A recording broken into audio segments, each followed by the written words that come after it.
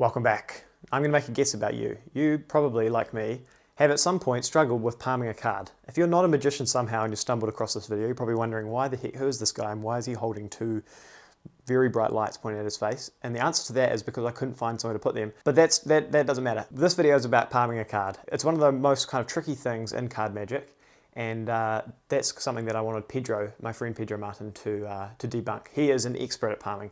He has created some incredibly beautiful techniques revolving around palming, and he's a lovely guy. So this video is actually an excerpt from an entire 2-hour-long conversation I had with him. And if you are interested at all in checking that out after watching this video, then please do. It's in the description. And if you're an early bird, then it'll be posted in a couple of days' time. Also, at the end of this video, Pedro shows an incredibly beautiful card steal that totally fooled me the first time I saw it. And if you want to learn that, I've left it for the interview, so you can watch that, because it's really worth watching. There's so much gold in that interview. So yeah, I will stop blinding myself with these lights and I'll let you enjoy the video. Here is Pedro Martin on palming. Palming is one of those things that is quite an intimidating part of sleight of hand for most people who are starting out. How can you get your palming to a point where it feels natural in your hands and looks natural in your hands? Like what advice would you give for that? Train. No, but there's a big part of it, for sure, I think. But I don't know, I would start maybe trying to find out your normal gestures, for example. I think that's a big part of it. Like I remember, I think it was it wasn't even cards, I don't remember the routine. But I found that I could stay this way. Standing up, it's a bit more natural without it being strange, because like usually my movements are pretty relaxed, right? So I can stay like this and it doesn't, maybe now it's strange, right? Because I'm sitting down, I wouldn't do this. Yeah. But I could be like here. I know which kind of hand movements I do. I could be here, and I would try and study what type of moves would you do, and then just, I think this is important, just try to learn one palm. Try to learn on one and try to play with it and play with the movements. And there's a thing that I did a long time ago, which was to have a card palm while I was talking with someone. I would have a card in my pocket. No, but when I was having a beer, maybe, and start moving and gesturing with a card in the hand, and maybe taking something and then putting it down, trying to get the hand gestures to feel natural and get them into the flow of natural movement. So I know maybe for the camera it's different, but I get to know that I cannot twist here. So every hand movement that it's from this angle to here can be covered, right? I don't know. And maybe I can, I know that if my hand goes here, I can put it behind my knee.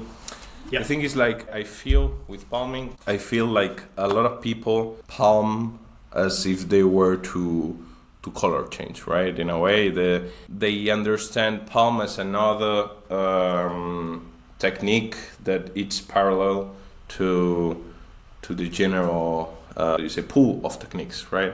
But palming has this thing where I think it's on the core of magic manipulation. I don't know how to explain it, but I think having an object which is covered and it's secret, it's one of the core basis of magic that you shouldn't compare to do it. It's like the top change. You have to get the feel of it, the knack of it. It's not just a matter of, for example, you're great with palming, you're great with basically everything, but also with the top change. I've seen you do some good top changes and stuff. Thanks. And but I'm sure you understand what I mean by you have to get it right.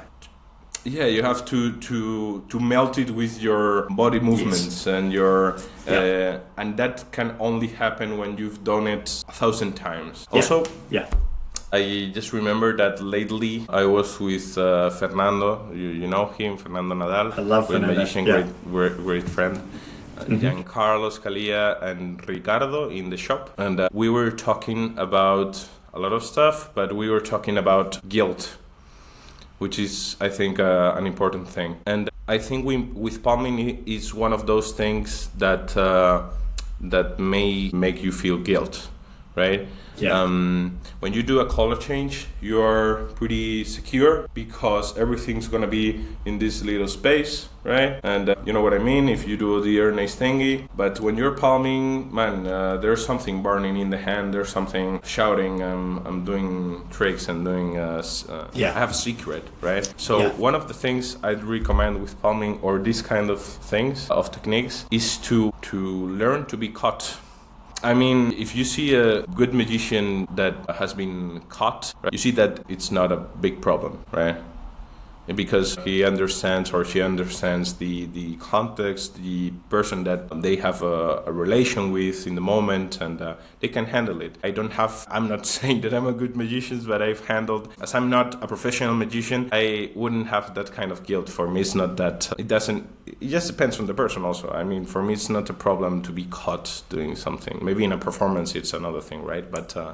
But it's not that much of a problem. When you get rid of that guilt and you understand that you're not trying to, you're giving something to the person, they're being entertained by something that you're doing. I think these kind of techniques start to flow a lot more because you start to experiment, you start to get rid of the tensions of the body and stuff.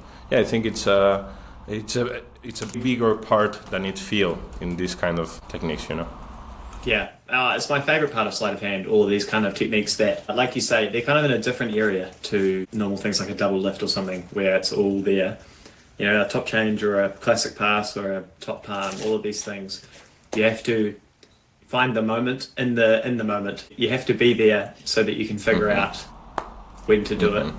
But also, I was at the session recently and Giancarlo was lecturing, and part of what he talked about was palming, and it really reminded me like how important everything apart from your palm is, because he's really good at like total looseness in the body. It's like Ruby with coin magic, it's the same kind of thing where it's just you're kind of just there, you're at ease, your shoulders are low and your elbows are relaxed. Well, I talked with Ruby, which is he's a good friend, a great guy, and a super great magician.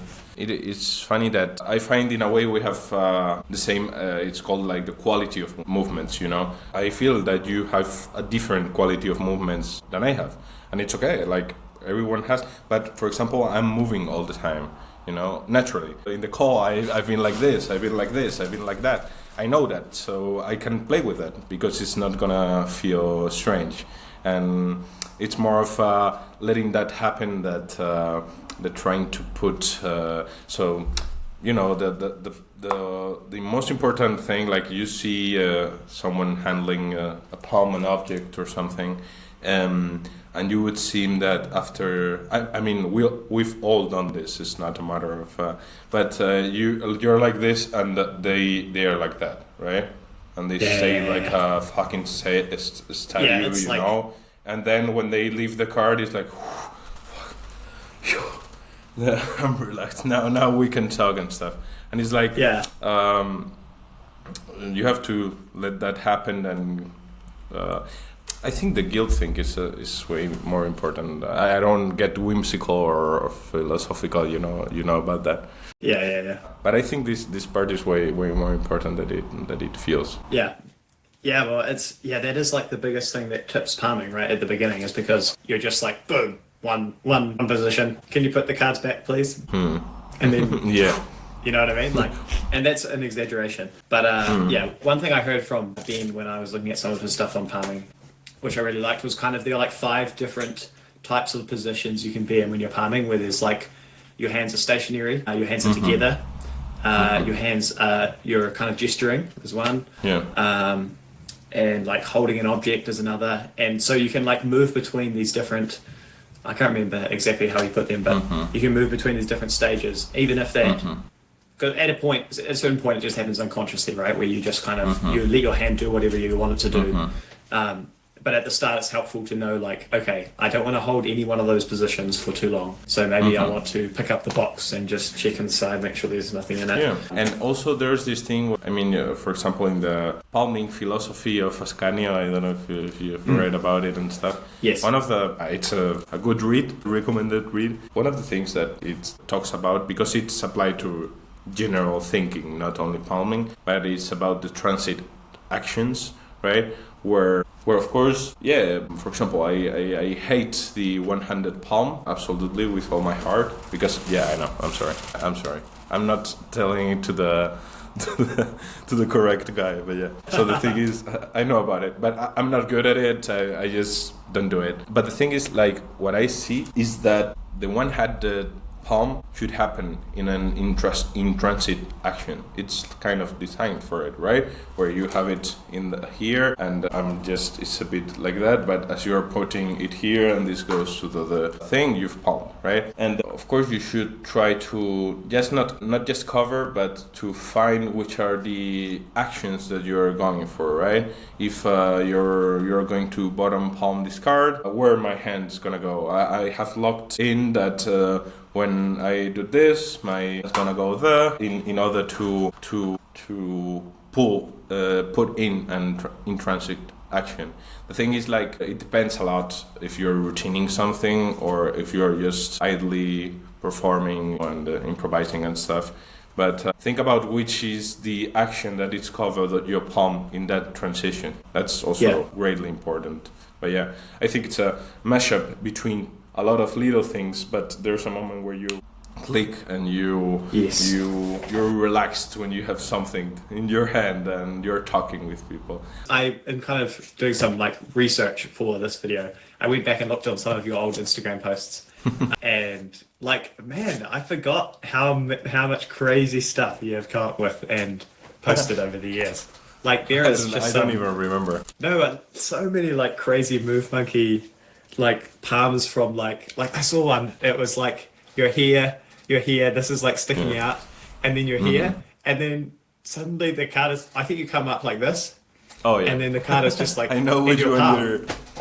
Yeah. Mate.